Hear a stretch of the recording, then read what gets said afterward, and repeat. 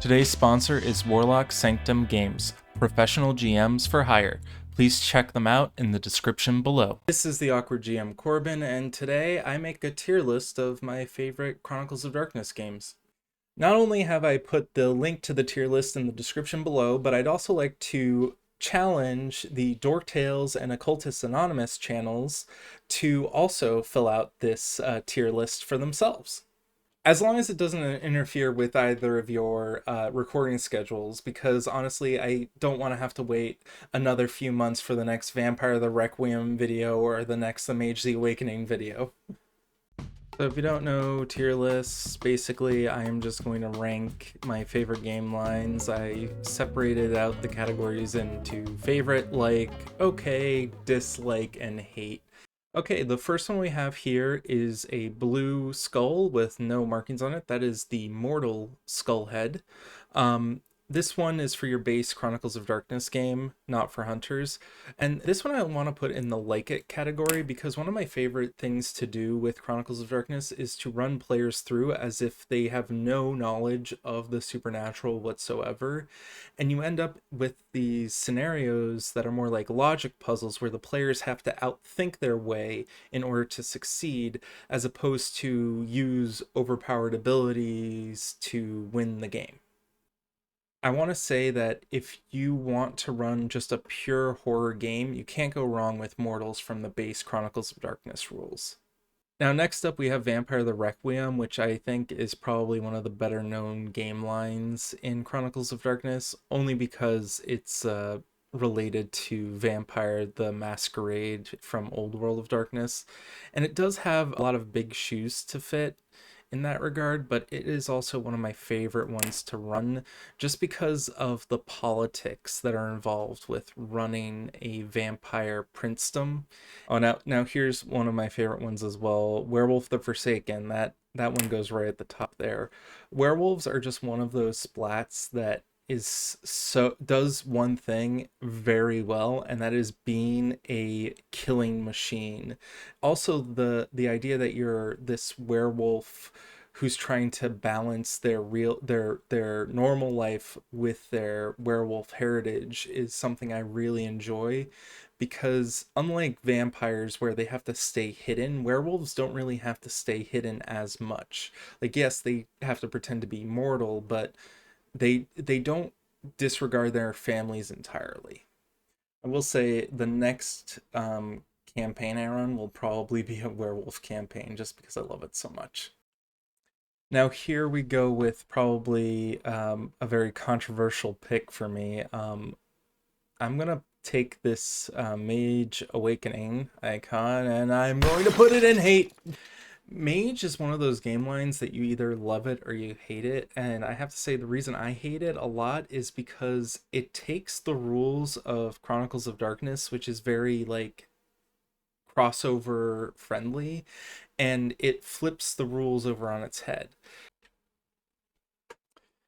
Mage's magic is just very free-formed, and if a mage player can think of it, they usually can just cast a spell whenever they want. There are some limitations. They're not really called out that much. Like, there is paradox and there are obsessions, but there's also stuff like, oh, you can't cast this spell to go back in time more than X number of years, or else it just fizzles out and doesn't work. Now this next one is Promethean the Created, and I love Promethean characters normally, but it's the game line itself is just sort of okay for me because the concept is that they're trying to emulate and be more human, but I really don't see much more that you can do with it. Like, I've had players with Promethean characters, and I love those types of characters because they're still trying to work out what it means to be human, what it means to also be a Promethean.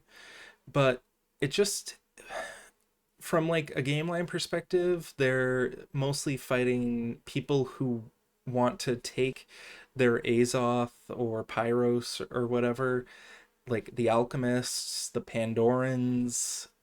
Of the different splat game lines that have the characters being hunted, I don't really see Prometheans doing much more than running and hiding, whereas with a lot of the other game lines, I can sort of understand like why they would go and do other things. There's no reason for them, in my opinion, to go and investigate a haunted house, because the next day or two they're probably just not going to even be in the area. I don't know. It's something to think about, and it's something I might need to get over myself. Now, this next one, Changeling the Lost, is probably one of the ones that I've played the longest. I like it a lot. I don't think it's up in my favorites, but it definitely has a place. It really does the dark fairy tale aesthetic really well.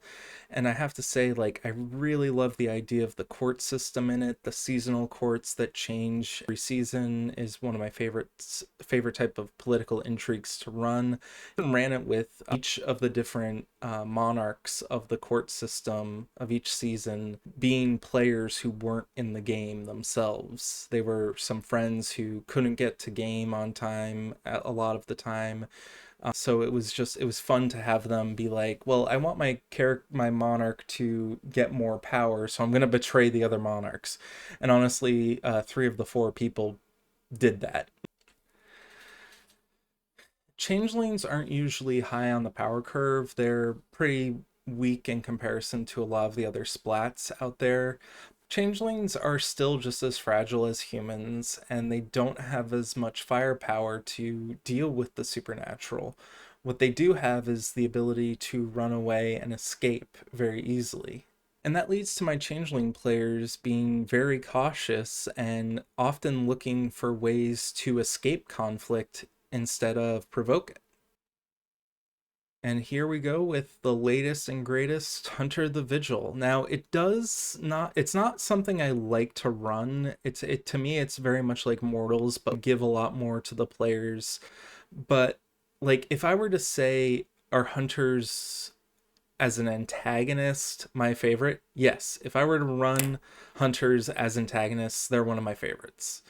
But this is for game lines, and I'm gonna say this is like, if I were to run them, I'm just gonna say they're okay, because a lot of what a hunter does is just they get access to a few more tricks to put them on par with monsters than mortals do. As they get to the tier 2 or tier 3, they start getting more and more abilities, which makes them not as great as splats, but definitely a bit better than a mortal. Tier 3 in particular can be almost as powerful as some of the splats. Not all of them, definitely not all of them. And now we have Geist the Sin Eater, which does away with the naming convention by putting the actual splat you play as the second thing. Now, Geist the Sin Eater, it's somewhere between okay and like it for me right now. I'm still trying to think, because I really like the idea of a character being resurrected and as sort of like this possessed being, like their soul is replaced by a ghost, and it's the symbiotic relationship that's very much like Venom or Carnage from the Spider-Man universe. I really like it. I'll put it up there. They're very durable characters. They have abilities to tank damage that no other splat has, but also they automatically have the ability to see ghosts and are able to even traverse the underworld. It's got a lot of stuff going for it that I think some of the other game lines that are down in the okay category don't have. And now we go to the Mummy. The Mummy. The Mummy. The Mummies are just so good. Favorite right there. Now all my players are looking at this and being like, I can see right now that all the characters that Corbin's played are all at the top of the tier list. Wonder why that is. Mummies are probably one of my favorite ones in concept. It's just, take this idea that you are a ageless, timeless being that can wake up in 2020 one day, and then the next day they're waking up in the 1920s. Now, it can be a bit hard to run Mummy because it's a lot of time travel, but when a game is built around time travel, I usually find that the best way to deal with that sort of concept. Now, Demon the Descent is also one of my favorites here. I haven't played a demon character yet, but basically what happened was when I first wanted to get into Chronicles of Darkness, it was because of Demon, because it took this traditionally Judeo-Christian idea of a demon versus an angel and turned it into this sort of agnostic, like, machine deities fighting each other. You can reflavor it to be however you want. Like, someone once asked, well, could I run Demon the Descent as a Judeo-Christian world or a fantasy world? And I said, totally. In the book, it states that these biomechanical demons only look biomechanical because in the modern times we have the concept of technology. For instance, we see a demon pull out a lightsaber, we say, oh, it's a lightsaber, because we have that cultural touchstone and we can recognize that it seems to be some sort of like magical technology. But if someone were to see the demon pull out that lightsaber, say in the 1700s, they might not recognize it as a lightsaber. They'd say, oh, it's a flaming sword. And that's where you get into these like interesting ways of looking at how humanity can perceive technology as magic. The one quirk about Demon that I kind of like is that they don't really have a weakness compared to the other splats. Like, mummies are weak to fire, werewolves are weak to silver, vampires are weak to sunlight. Instead, demons are pretty squishy. They're very much like mortals when they're not in their demonic form. If they go into their demonic form, they're more likely to gain the attention of the god machine and angels. So you don't want to use your big powers too often, or else you might just bring down a horde of angels to try and take you in. Coming into the home stretch, we've got Beast. Now, a lot of people will probably think I'm going to put Beast into the hate it category just because of all the stuff I mentioned in my Beast the Primordial video, but honestly, I just put it in the dislike it column. Like, I have nothing against Beast, the idea of it. My only problem is with the execution. there there's a lot about the other splat types up here where they're trying to deal with the personal horror of what they become. Vampires are trying to deal with the fact that they're now bloodthirsty monsters. Werewolves are now having to deal with the fact that they might go into death rage at any time and hurt their families. Demons are themselves monsters on the inside, but they're trying to pretend to be nice on the outside, like they're trying to be mortal on the outside. To go back to Beast, though, in regards to demons being monsters that are pretending to be human, beasts are really just monsters trying to be monsters. There's no real like nuance there as far as the horror rulebook itself does.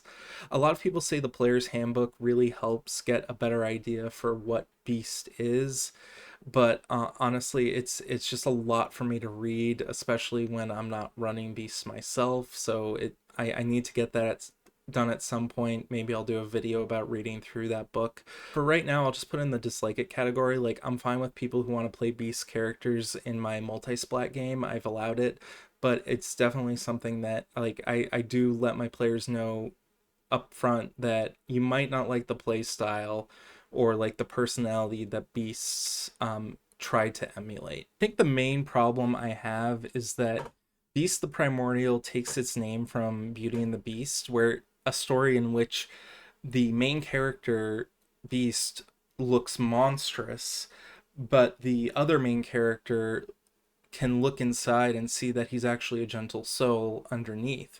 Whereas with Beast the Primordial, it's just a monster with the soul of a monster. There is no silver lining in regards to a beast.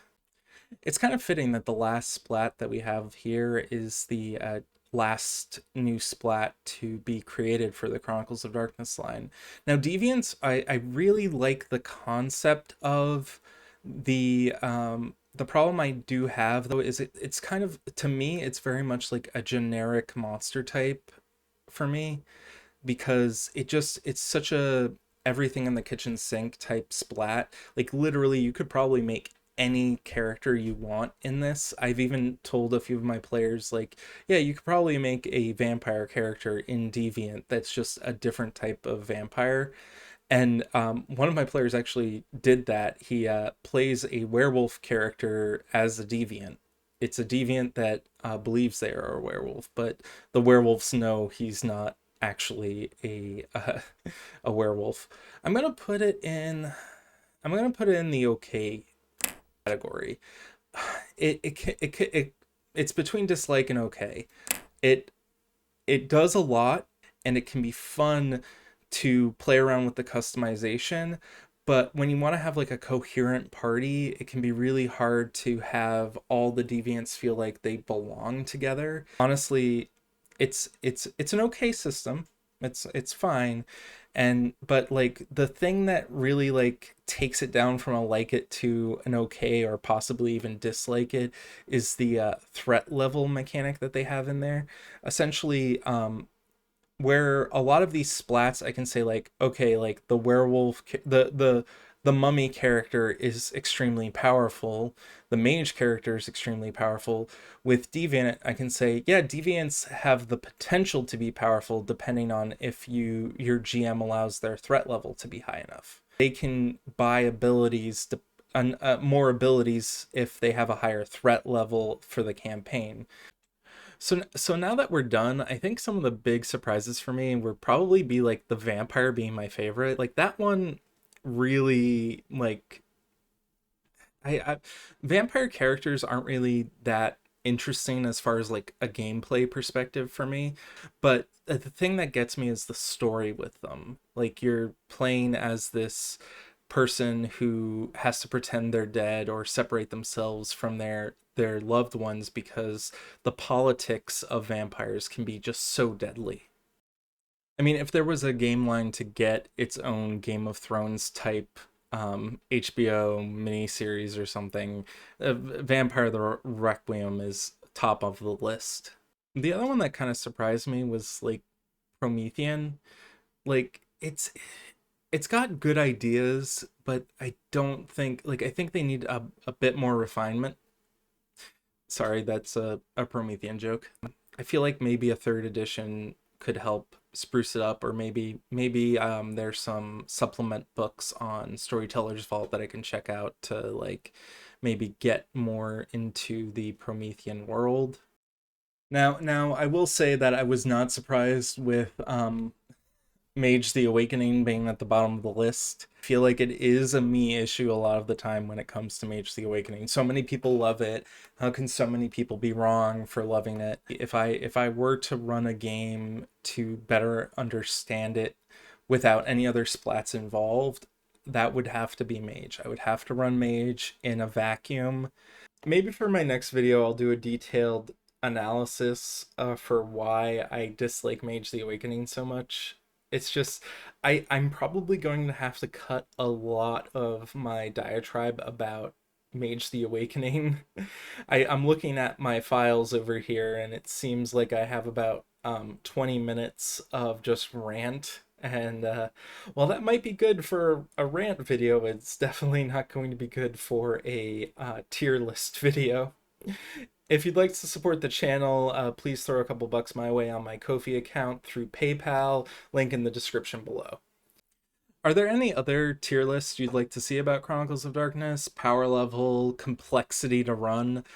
Please let me know in the comments below. Thank you so much for watching, and have a good one.